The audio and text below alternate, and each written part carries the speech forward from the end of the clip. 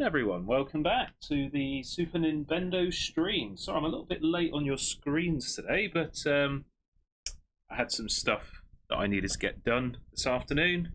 But here we are. So hopefully everyone can still catch me here today. Right, so you might not have seen this before, but this is the Donkey Kong Jr. control panel box the USB encoder. So what this is basically the original hardware with a USB encoder plugged in.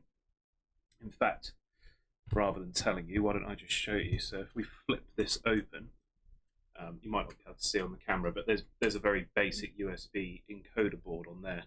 And then here you can see we've got a reproduction Mike's Arcade 4-way joystick. Our buttons, I should say, are reproduction as well by Mike's Arcade with the micro switches, just like you'd find on a Donkey Kong Jr. / Donkey Kong upright cabinet. Now, the only difference that my Donkey Kong Jr. control panel has compared to one that you might find in the arcade is the actual joystick itself. Is a Nintendo joystick, but, and if I bring up a little graphic to explain what I mean, the upright TKGU stick features a 30mm ball top and is 86mm in length from the top of the ball top to the bottom of the shaft. Now, that's what you would find on most unmodified Donkey Kong / Donkey Kong Jr. / Popeye upright wooden cabinets.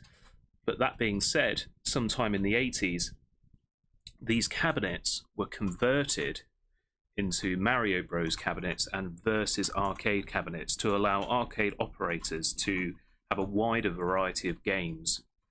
Because, well, unlike today, where you could maybe download custom firmware onto a PCB or like a Mister or a Raspberry Pi, where you could have hundreds of games and you could basically just select which game you wanted. Of course, back in the 80s that wasn't possible. All the games came on these massive printed circuit boards. So when a game wasn't making as much money for the arcade operator, rather than swapping the whole cabinet out, they would allow Nintendo created these sort of kits where you could convert a Popeye, a Donkey Kong, or a Donkey Kong Jr. into, say, a Mario Bros. Or a Versus arcade system. Now, later on in the production of Nintendo arcade cabinets, they moved away from the wooden control panels and they moved towards metal control panels. And as such, we got slightly different joysticks. And that is what the TMAU joystick represents, with a 28mm ball top, slightly smaller, and a shorter shaft length overall.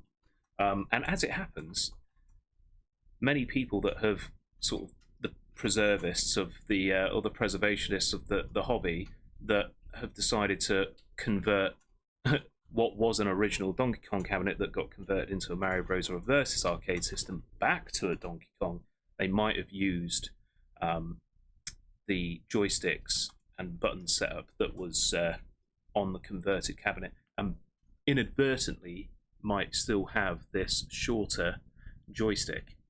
And as it happens, on this stick, I actually ordered a Versus arcade stick with a 28mm ball and the shorter shaft. And you might be thinking to yourself, well, what's the difference? Why does that even matter? Well, the truth is, it doesn't. But if we're being very, very picky, if I try to actuate this joystick, left, right, up, down, you might say to yourself, that looks normal, that looks fine. But actually, it's quite different. Because of the shorter shaft and the smaller ball top, the leverage makes it so that it's got the same spring, it's got the same tension spring as a standard upright joystick, but because of the shorter length, it actually makes it a little bit stiffer. So it's actually harder. So it's more laboured to actually move this joystick. And I'll show you the difference, because I do have the longer shaft installed on the Super Nintendo custom stick. So if I bring this stick into view, you can see this here. This has got the 30mm ball top. So if I'm moving that stick, look how much floppy that is. You know, look at the movement. Really easy to flick that move.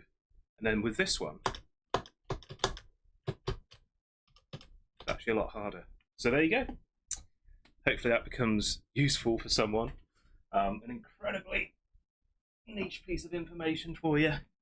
And if you were wondering if you've got a cabinet at home and you're thinking, hey, that's weird, feels like my ball top is a lot smaller than what would be standard for a Donkey Kong arcade cabinet, there's your answer.